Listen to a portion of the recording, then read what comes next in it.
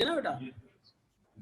आज I hope कि connection नहीं घटेगा और सब लोग अपना वीडियो ऑन कर लें, जैसे रमेश जी ऑन किए हैं उसी तरह बाकी लोग भी ऑन कर लें।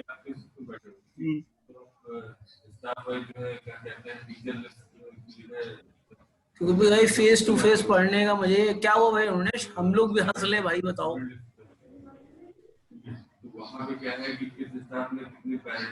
अरुणेश बेटा क्या हुआ? अरे अनम्यूट तो करो पहले।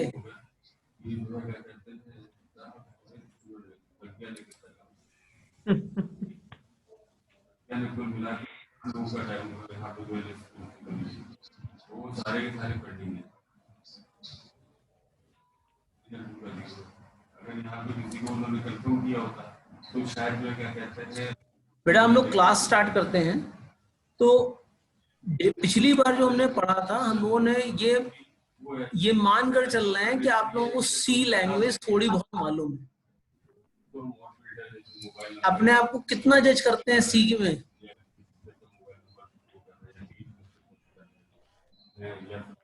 क्योंकि AKTU ने तो भैया जज किया नहीं, चलो हम ही करते हैं। सी अच्छे से आती है बेटा? सर थोड़ी बहुत आती है सर। अरे तो तुमने तो बेटा दोनों बातें कर दी, थोड़ा भी कह दी और बहुत भी कह दी। सर 70% तक आता है सर। 70% तक आता है। अच्छा, प्रॉब्लम वो 30% में जो होगा वो हमें लगता है वहीं से होगा, स्ट्रक्चर से होगा, है ना? जी सर जी हाँ। तो अगर हम देखें तो बेसिक डेटा स्ट्रक्चर हमारे पास सबसे पहले होता है एरे। एरे क्लियर है? एरे क्लियर है सर, थोड़ा बहुत मतलब मैट्रिक्स वगैरह आता है सर। हाँ सर एरे ठीक ठाक आता है। अच्छा, उसके बाद आता है स्ट्रिंग हैंडलिंग, क्योंकि स्ट्रिंग भी ग्रुप ऑफ कैरेक्टर का एरे ही होता है ना? क्योंकि इसमें तो वो होता नहीं है कि आपका एक सेपरेट डेटा वो हो, क्या कहते हैं, डेटा टाइप। स्ट्रिंग हैंडलिंग आप लोगों को आती है अच्छे से? हाँ सर स्ट्रिंग भी आता है। पूरी तरह से नहीं आता है लेकिन आता है स्ट्रिंग भी। तो हम जो है बेसिक से स्टार्ट करें, कोई दिक्कत तो नहीं है?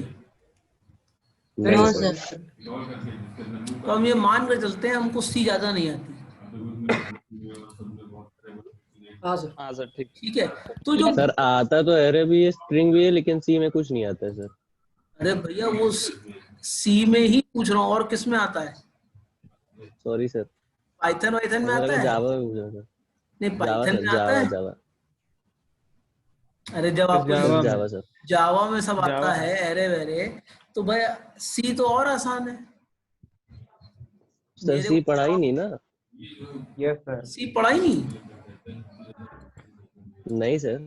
अरे फर्स्ट ईयर में पढ़ा होगा मेरे भाई। 9th से 12th तक जावा पढ़ा, उसके बाद भी जावा के कोर्सेज किए सर। केवल हाँ फर्स्ट ईयर में क्लास ही नहीं हुई थी सर, मतलब अच्छा।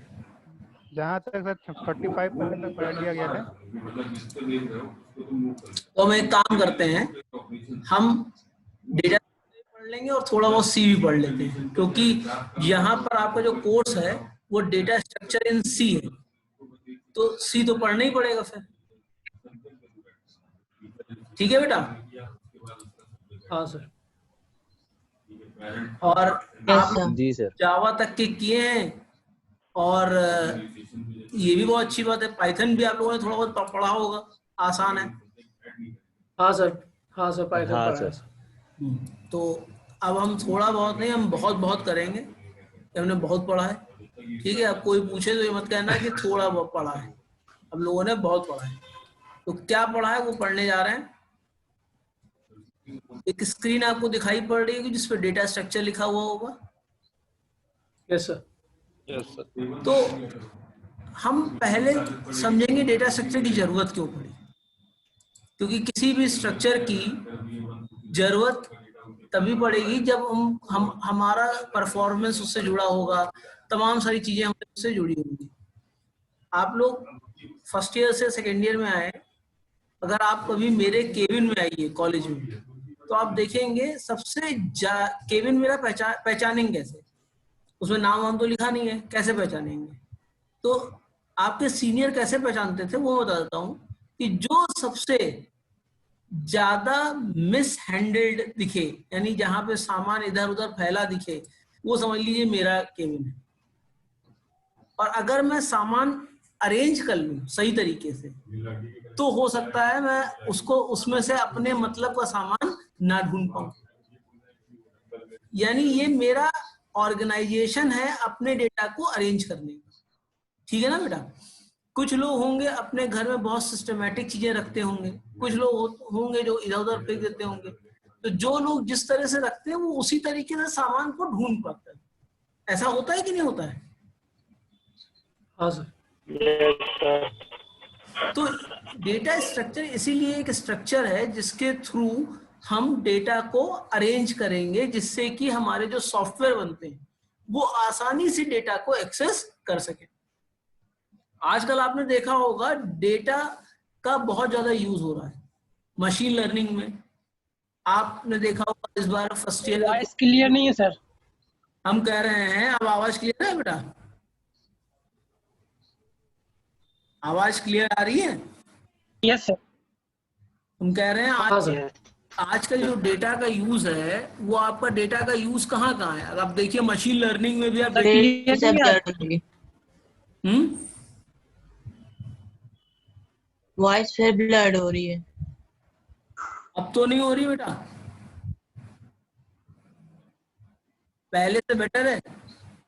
Yes sir. मैं कह रहा हूं डेटा का आजकल इंपॉर्टेंस बहुत बढ़ गया है, ये क्लियर है? Yes sir. आपने एक नाम सुना होगा deep learning, yes sir. Data हाँ, sir. Science. Yes sir. Yes sir. तो इसमें सबसे इंपॉर्टेंट क्या है? डेटा। तो आजकल हम जितनी भी एनालिसिस कर रहे हैं या जितना भी आगे के कोर्सवेयर हैं वो बेसिकली डेटा पर बेस्ड है, डेटा सेंट्रिक है, यानी they are closely related to data. अब यहाँ पे पेंटाबाइट्स और हेक्साबाइट ऑफ डेटा के बारे में बात कर रहे हैं। आप लोगों ने बिग डेटा का नाम सुना होगा, हडूप का नाम सुना होगा, या गूगल में क्लाउड्स का आपने नाम सुना होगा। Yes sir. Yes sir. Amazon होता है, AWS होता है, अजोरा होता है माइक्रोसॉफ्ट का, ये सब नाम आपने सुने होंगे। तो ये डेटा को अरेंज करने के लिए हमारे प्री डिफाइंड स्ट्रक्चर्ड है। तो बेसिकली डेटा अगर देखा जाए तो एक होता है एरे, जो बेसिक अरेंजमेंट है या प्रिमिटिव कह सकते हो। एक लिंक लिस्ट होती है। लिंक लिस्ट का मतलब क्या? जैसे मान लीजिए मुझे ऋषभ के घर जाना है, ऋषभ ठीक है, मुझे ऋषभ के घर जाना है और मुझे किसी का घर मालूम नहीं है, तो सबसे पहले मैं पल्लव से पूछूंगा भाई तुम्हारा घर कहाँ है। पल्लव को शुभम का घर मालूम होगा, शुभम को ऋषभ का घर मालूम होगा, तो ये एक लिंक बन रहा है। हाँ सर। तो इस तरह का जो अरेंजमेंट होता है, ठीक है ना, इसको कहते हैं लिंक लिस्ट। यानी अगर हमें किसी भी सेक्शन पे पहुंचना है तो हमको सबसे पहले पहला सेक्शन, फिर दूसरा सेक्शन, फिर तीसरे सेक्शन, इस तरीके से करके हम आगे हम सीधे 5वें सेक्शन पर नहीं जा सकते, यानी लीनियरली हम एक्सेस करेंगे। इसीलिए इसको कहते हैं लिंक लिस्ट, यानी लिंक एक दूसरे से जुड़ा हुआ है। क्लियर है? हाँ सर। वो अगला जो स्ट्रक्चर होता है डेटा स्ट्रक्चर, उसे कहते हैं ट्री। जैसे आप देखते हैं ना, एक पेड़ होता है उसकी कई ब्रांचेस होती हैं, हमको गोल तक पहुंचना है, मान लीजिए कि कहीं पे फल लगा हुआ है वहां तक पहुंचना है, तो उससे पहले हमें उससे पहले वाली ब्रांच को पे पहुंचना होगा, फिर उसके आगे वाली ब्रांच में पहुंचना होगा। ये सब करना होगा कि नहीं करना होगा? Yes sir. तो ये आपका ट्री का ट्राइवर्सल कहलाता है। ये सब ट्री का ट्राइवर्सल कहलाता है कि हम ट्राइवर्स कर रहे हैं। इसके अलावा दो और डेटा स्ट्रक्चर होते हैं, जैसे स्टैक। आप जो है शादियों में गए होंगे, शादियों में जो प्लेटें लगी होती हैं वो एक के ऊपर एक लगी होती हैं, तो आप सबसे पहले कौन से, सबसे ऊपर वाले। सबसे नीचे वाली क्यों नहीं लेते? सबसे पहले वो आई है, सबसे पहले उसको निकालना चाहिए। तो गिर जाएगा। हाँ, सर, तो वो- स्टैक हमेशा कॉन्सेप्ट फॉलो करता है लास्ट इन फर्स्ट आउट, जिसे कहते हैं लीफो। Yes sir. और इसके अलावा एक दूसरा स्ट्रक्चर होता है जो हम सब लोग ज्यादातर यूज करते हैं, जिसको कहते हैं क्यू। क्यों नहीं कह रहे हैं, क्यों कह रहे हैं। क्यों? Yes sir. हम क्यों नहीं पूछ रहे हैं आपसे, क्यों यस सर। है, क्यों का मतलब Yes, sir. लाइन। ठीक है, हम सब लोग हर जगह Yes, लाइन sir. लगा रहे हैं कि नहीं लगा रहे हैं, social distancing yes sir. Yes sir. Yes, sir. क्या है, क्यों है। अगर ये कोरोना ना होता, आप लोगों ने क्या कभी सोचा था कि होली की कितनी लंबी छुट्टियां चल जाएंगी? No no sir. Sir. No, sir. और अभी भी छुट्टी से समझिए एक तरह से चली रही है, घर के माहौल में है और घर के माहौल में आप पढ़ाई कर रहे हैं। Yes sir. हाँ सर। ठीक है ना बेटा। तो ये जो अरेंजमेंट है, ये जो चीजें हैं, ये हमारी जो है 5 तरह की हैं: array, link list, tree, stack और क्यू। पूरा डेटा स्ट्रक्चर इतने में ही आपका है, इससे बाहर कुछ नहीं है। एक जो चीज और आती है वो आती है ग्राफ। तो ये 6 चीजें आपको पढ़ाई जाएंगी इस कोर्स के अंदर। क्लियर है बेटा? Yes sir. Yes sir. किसी ने कहा था सर कोर्स भी शेयर कर दीजिएगा, तो मैंने इस पीपीटी में उस कोर्स को भी डाल दिया है। तो सबसे पहले डेटा स्ट्रक्चर की डेफिनेशन जो पिछली बार हमने पढ़ी थी, कि जो डेटा स्ट्रक्चर है वो वे ऑफ ऑर्गेनाइजिंग डेटा है, कि डेटा को हम किस तरह से ऑर्गेनाइज करें। जैसे मैंने बताया था कि कोई सामान फेंक के रखता है, कोई सलीके से लगा के रखता है, तो ये सब क्या है, वे ऑफ अरेंजमेंट है, कि किस तरह हम डेटा को अरेंज कर रहे हैं। क्लियर है? यस यस आप सर। लोगों से एक और निवेदन है कि आप लोग चैट पे प्रेजेंट करके एंटर कर दीजिए। प्रेजेंट करके। ठीक है ना बेटा? चैट होती है, Alt+H करके आप जाएंगे चैट पे, उस पे आप जो है प्रेजेंट कर दीजिए, जिससे कि हमारे पास आपकी लिखित अटेंडेंस आ जाएगी। तो डेटा स्ट्रक्चर समझ में आया? Data structure is nothing, it's a arrangement of data in the computer so that we can easily access our data. Clear है? Yes sir. जैसे आप गूगल, आप जब सी पढ़ते थे या आपने जावा पढ़ी होगी, आप इंट ए पढ़ते थे, तो वो ए कहाँ जाके स्टोर होता था? क्या आपको मालूम है उस ए की लोकेशन क्या होती है? डेटा में। जैसे आपने लिखा इंट ए, इंट बी, मतलब इंट ए कॉमा बी कॉमा सी, तो क्या ये data close by memory location में जाएगा या फार अवे मेमोरी लोकेशन में जाएगा?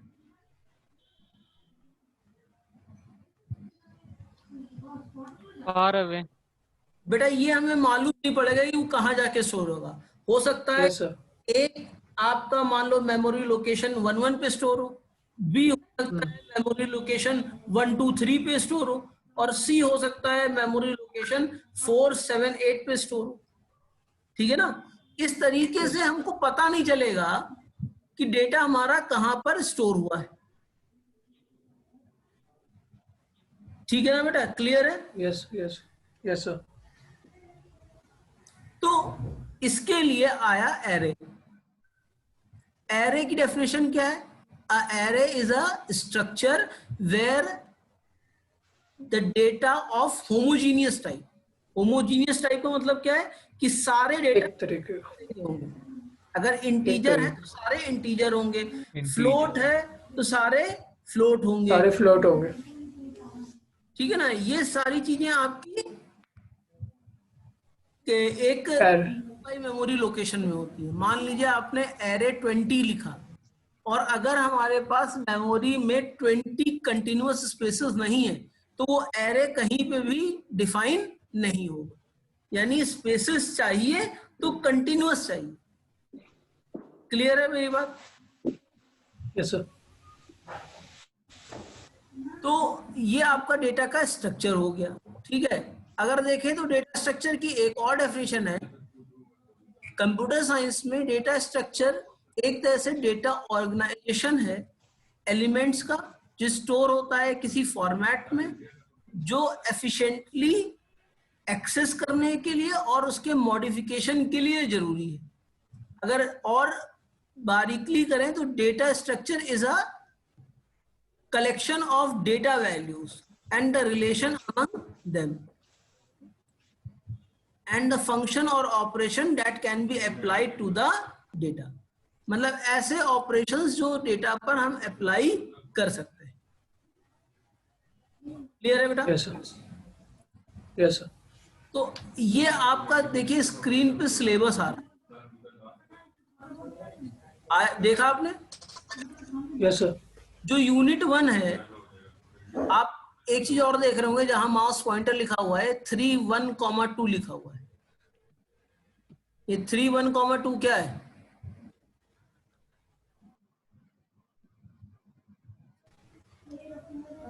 ये 3.1,2 का मतलब 3 लेक्चर, 1 ट्यूट और 2 प्रैक्टिकल का है। ठीक है, प्रैक्टिकल कैसे कंडक्ट किए जाएंगे वो भी देखा जाएगा, लेकिन अभी हम लोग इस चीज के बारे में पढ़ लेते हैं। तो सबसे पहले मैं आपको इंट्रोडक्शन टू डेटा स्ट्रक्चर और एल्गोरिथम बताया जाएगा जो हम लोग कर रहे हैं। इसमें हम एरे से स्टार्ट करेंगे। परफॉर्मेंस एनालिसिस ऑफ एल्गोरिथम लिखा हुआ है। परफॉर्मेंस का मतलब क्या होता है? किसी भी प्रोग्राम किस तरीके से एग्जीक्यूट होता है, कितनी फास्टली एग्जीक्यूट होता है और उसमें कितना ज्यादा रिसोर्स यूटिलाइजेशन हो रहा है। इसमें कॉम्प्लेक्सिटी और स्पेस कॉम्प्लेक्सिटी पढ़ेंगे, बिग ओ नोटेशन है। ठीक है, हर आपने पिछली बार सॉर्टिंग पढ़ी होगी। सॉर्टिंग कुछ जानते हैं? The process of arranging data in ascending और descending order is known as sorting. Data हम असेंडिंग या डिसेंडिंग ऑर्डर में अरेंज करते हैं तो इसको कहते हैं सॉर्टिंग। ठीक है, इसके अलावा आपने सर्चिंग भी पढ़ी होगी। सर्चिंग क्या होती है? जब किसी पर्टिकुलर डेटा को सर्च करते हैं कि वो स्टोर हुआ है या नहीं हुआ है। क्लियर है बेटा? अगले में आप स्टैक और क्यू पढ़ोगे। स्टैक फॉर्मेशन आपको मालूम है और स्टैक क्यू आप दोनों चीजों से पढ़ोगे। आप एरे से भी पढ़ोगे और लिंक लिस्ट से भी पढ़ोगे। ठीक है ना? और तीसरे लेक्चर में मतलब तीसरे यूनिट में आपको ट्रीज पढ़ना है, चौथे में आपको ग्राफ पढ़ना है। ट्री और ग्राफ एक इस तरह से रिलेटेड है कि ट्री से ही आपका ग्राफ फॉर्मेशन होता है। तो और उसके बाद आपकी सर्चिंग और सॉर्टिंग। सॉर्टिंग तो बहुत तरह की होती है, जैसे आपने मर्ज सॉर्ट सुना होगा, हीप सॉर्ट सुना होगा, क्विक सॉर्ट सुना होगा, बबल सॉर्टिंग सुनी होगी, इंसर्शन सॉर्टिंग सुनी होगी। ये सारी सॉर्टिंग होती है जो हम लोग पढ़ेंगे। तो ये छोटा सा सिलेबस है हमारा। सर सिलेबस सेंड कर दीजिएगा। मैं सिलेबस को भी सेंड कर दूंगा। देखिए, एल्गोरिथम की एफिशिएंसी को सबसे पहले कैलकुलेट करना है। तो एफिशिएंसी को आप डिस्क्राइब क्या करेंगे? एफिशिएंसी को डिस्क्राइब करने से पहले हमको कॉम्प्लेक्सिटी मालूम होनी चाहिए। एल्गोरिथम की कॉम्प्लेक्सिटी क्या होती है? ठीक है? हाँ सर। तो एल्गोरिथम की कॉम्प्लेक्सिटी क्या होती है? The complexity of an algorithm is a function describing the efficiency of the algorithm in terms of amount of data the algorithm must process। यानी कितना डेटा कितने समय के अंदर हमारी एल्गोरिथम प्रोसेस कर रही है, ये किसी भी एल्गोरिथम की एफिशिएंसी कहलाएगी। ठीक है, जैसे हमारे क्लास में 100 बच्चे हैं। ठीक है, हर बच्चा क्या इक्वल तरीके से चीजें समझ लेता है? No sir. नहीं सर। किसी को एक बार में समझ में आता है, किसी को 2 बार में समझ में आता है, किसी को 5 बार में समझ में आता है। समझ में सबको आता है।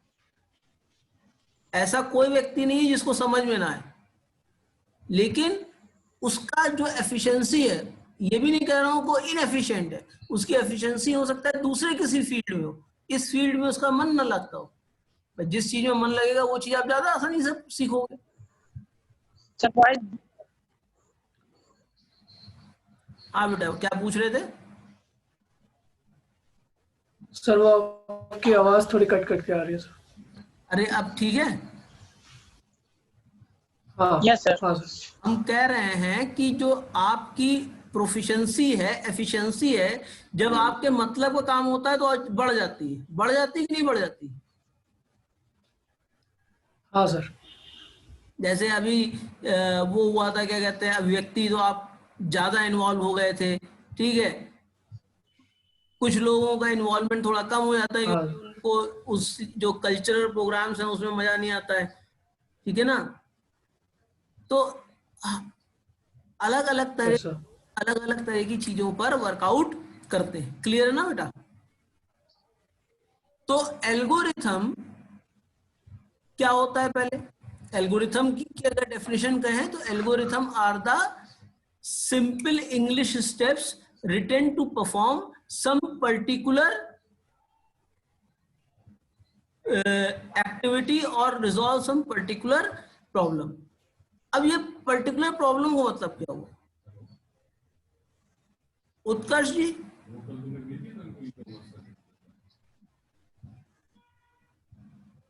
उत्कर्ष जी, जी सर। उत्कर्ष बेटा, अगर मैं तुम्हारे घर आऊं और मैं तुमसे कहूं कि मुझे चाय पिला दो, तो चाय पिलाओगे मुझे? बिल्कुल सर। हाँ, क्योंकि मुसीबत ने खुद ही कहा है चाय पीना है। मतलब मैं एक मुसीबत, मैंने तुमसे कहा बेटा चाय पिला दो, ठीक है। तो आप चाय कैसे बनाओगे, जरा उसका बता सकते हो? सर चाय बनाने का नॉर्मल पानी में दूध गैस पे रखिए, थोड़ी चीनी, चाय पत्ती, दैट्स ऑल।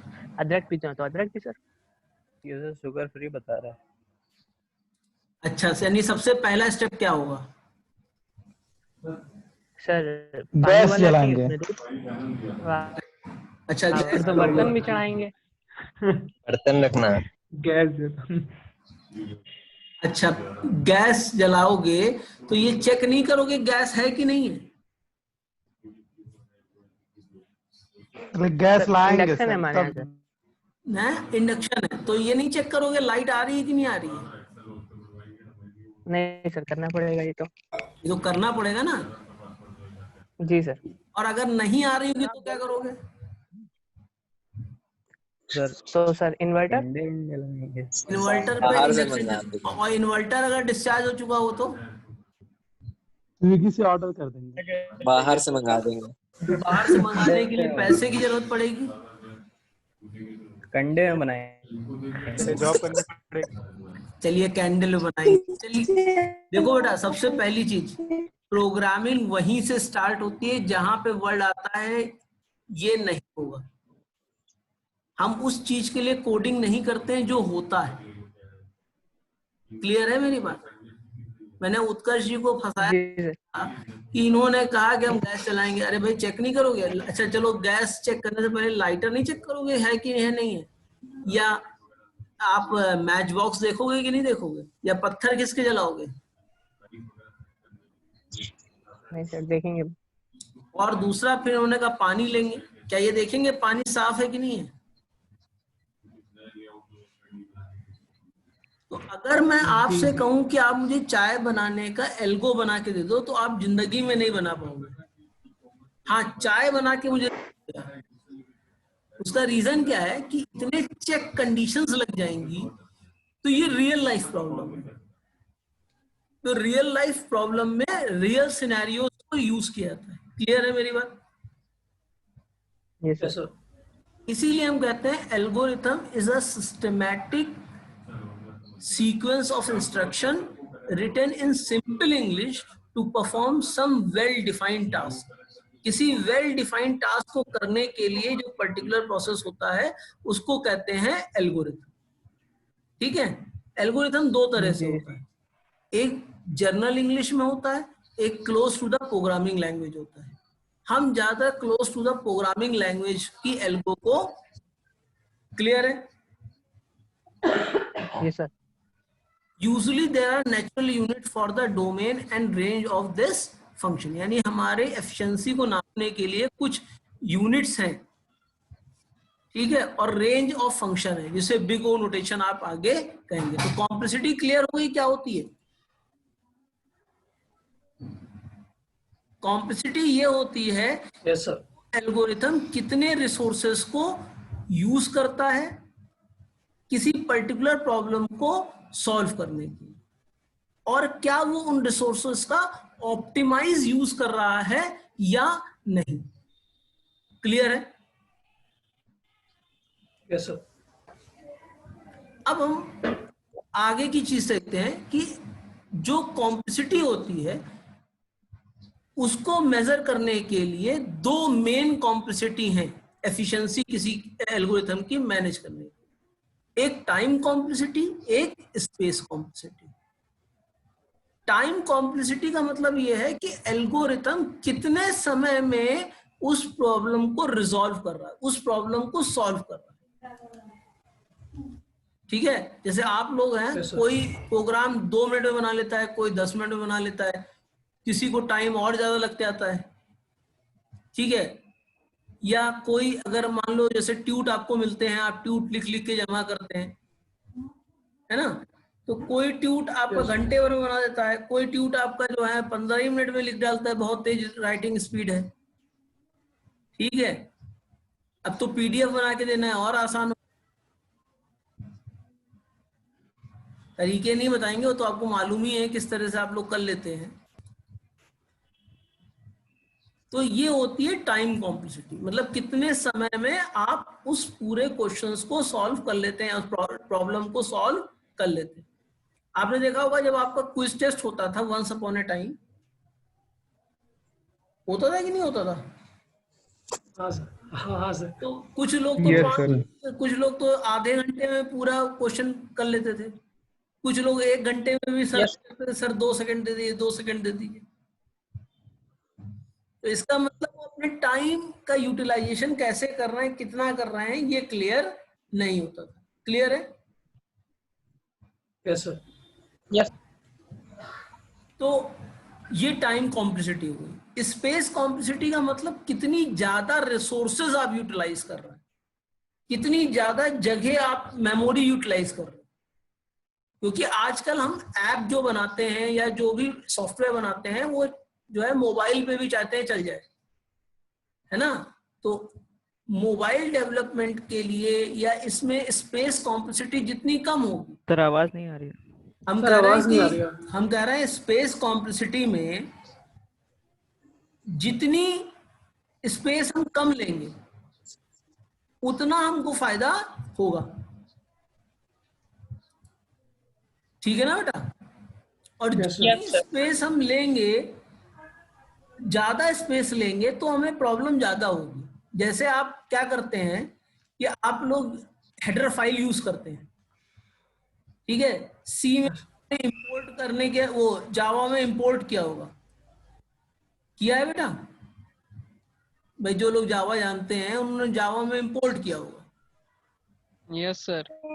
तो जब आप इंपोर्ट करते थे तो एस्ट्रिक लगा देते थे, इंपोर्ट जावा डॉट एस्ट्रिक अलग कर देते थे।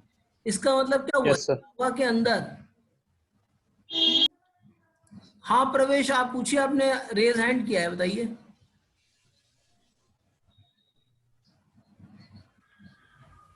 प्रवेश क्या सवाल है आपका बेटा?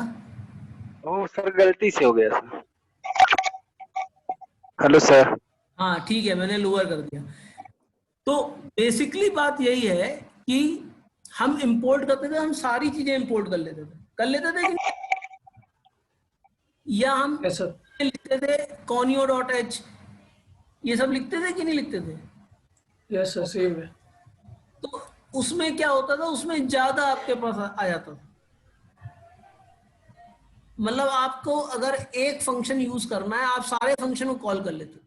इससे प्रोग्राम का चार्ज कितना हो जाता था, मतलब प्रोग्राम कितना स्पेस लेने लगता था, काफी ज्यादा स्पेस प्रोग्राम लेने लगता था। तो इस चीज को दूर करने के लिए यहां पर स्पेस कॉम्प्लेक्सिटी हमारे पास होती है। क्लियर है बेटा? Yes sir. तो अगर हम किसी भी एल्गोरिथम की कॉम्प्लेक्सिटी को डिफाइन करना चाहें तो वो क्या डिफाइन करेंगे? कितनी जल्दी प्रोग्राम एग्जीक्यूट हो रहा है और कितना कम स्पेस ले रहा है। टाइम और स्पेस की एक डेफिनेशन लिख लीजिए। The complexity of an algorithm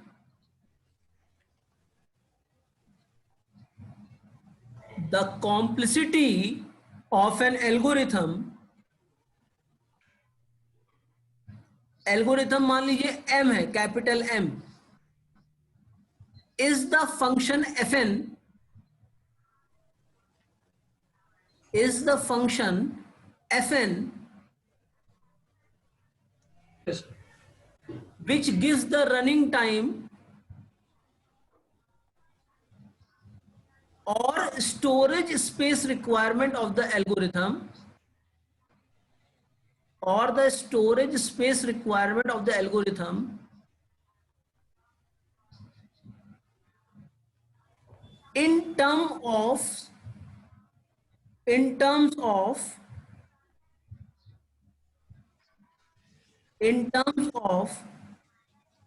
the size n of the input data. यानी fn का n क्या है कि कितने डेटा आप इनपुट कर रहे हैं उसके अंदर,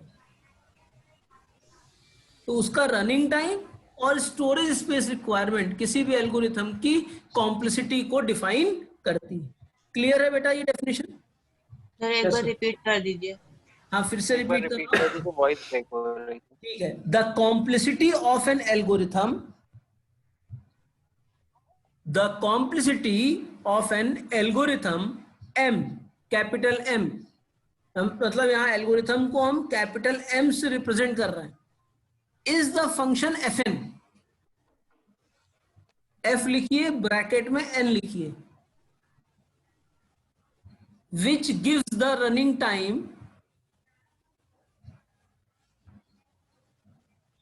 and storage space requirement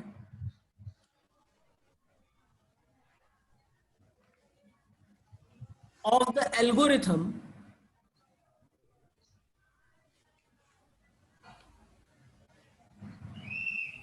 in terms of the size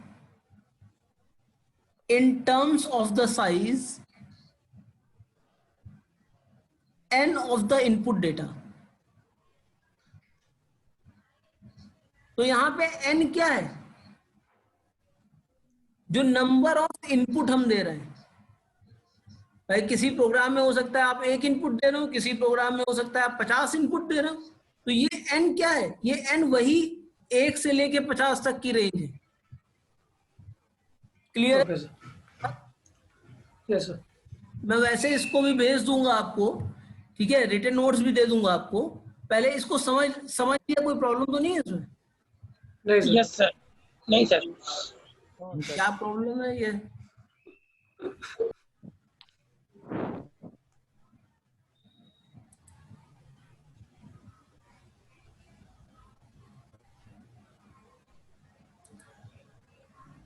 तो अगर हम फिर से इसको यूज करें तो टाइम कॉम्प्लेक्सिटी क्या होती है?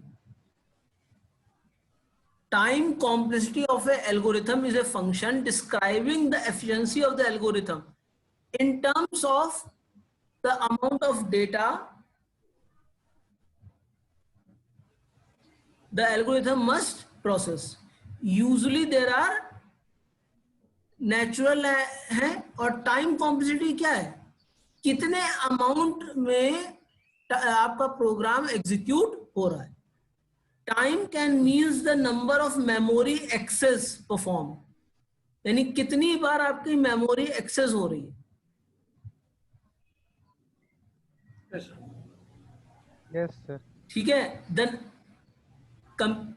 the number of comparison between integer and the number of times some inner loop is executed, or other natural unit related to the amount of real time of the algorithm. यानी आप कितनी बार उस चीज को बार बार repeat कर रहे हैं, उसको हम क्या कहते हैं? टाइम कॉम्प्लेक्सिटी कहते हैं, कि कितने समय में वो चीज हमारी एग्जीक्यूट होकर आ रही। क्लियर है? Yes sir. तो इसके बाद आती है space complexity. Space complexity function describe करता है कि हम कितनी मेमोरी ले रहे हैं उस प्रोग्राम को एग्जीक्यूट करने के लिए। Okay sir. ठीक है, यहां पर मेमोरी उसके एग्जीक्यूशन की है, मतलब कितनी मेमोरी हम एग्जीक्यूशन के लिए यूज कर रहे हैं। Yes sir. क्लियर है मेरी बात? हाँ सर। Yes sir. तो ये टाइम और स्पेस कॉम्प्लेक्सिटी थी हमारी, इसमें कोई प्रॉब्लम? No sir. कॉम्प्लेक्सिटी हमने समझ ली। कॉम्प्लेक्सिटी डिफाइन होती है दो बेसिस पे, टाइम और स्पेस। स्पेस। टाइम कॉम्प्लेक्सिटी का मतलब उसका एग्जीक्यूशन टाइम कितना है, कितने समय में वो चीज एग्जीक्यूट हो पा रही है। ठीक है, जैसे कोई काम कोई बहुत जल्दी कर लेता है, कोई धीरे धीरे करता है। ठीक है, जैसे कुछ लोग हैं वो खाना बहुत तेजी से निपटा देते हैं। आप लोगों के भी लंच में होता होगा, ये कोई एक बीच में आता होगा, आप एक रोटी खाते होंगे, वो सारी रोटियां निपटा देता है, यानी उसकी स्पीड क्या है? फास्ट है सर बहुत। हाँ, तो उससे उसकी स्लो करने के लिए क्या करोगे? सर छुपा लेंगे सर। 32 बार छुपाने को बोलेंगे, फास्ट हो जाएंगे। एक काम और कर सकते हो, उसके लिए एक एक्स्ट्रा टिफिन ला सर खुद को तेज कर देंगे। डिस्ट्रीब्यूट हाँ, ये आइडिया अच्छा है, लेकिन एकदम से तो तेज हो गए नहीं भाई। सर डिस्ट्रीब्यूट कर देंगे। और कुछ लोग देखा होगा अपना सामान फैला के पूरा बैठते होंगे, वो होती है उनकी स्पेस कॉम्प्लेक्सिटी, कि वो कम जगह में काम कर ही नहीं सकते। अगर एक सीट पे बैठे हैं तो अगल बगल वाले सीट वाले वैसे ही डिस्टर्ब हो जाएंगे। ऐसा होता है कि नहीं होता है? Yes sir. हाँ सर। या आप पढ़ने का मूड है, बगल वाले का नहीं पढ़ने का मूड है, तो आपका मूड भी खराब कर दिया। तो हाँ किसी भी एल्गोरिथम में अगर कॉम्प्लेक्सिटी देखें तो दो तरह की होती है, स्पेस और टाइम। इसके बाद अब हम जाएंगे बिग ओ नोटेशन के लिए। जो बिग ओ नोटेशन है वो किसी भी कॉम्प्लेक्सिटी का कैलकुलेट करने का नोटेशन है। ठीक है, अभी ये सेशन अपने आप बंद हो जाएगा, फिर से सेशन ओपन कर रहा हूं, सब लोग फिर से ज्वाइन करेंगे। 1 मिनट इससे भी कम बचा हुआ है मेरे पास टाइम।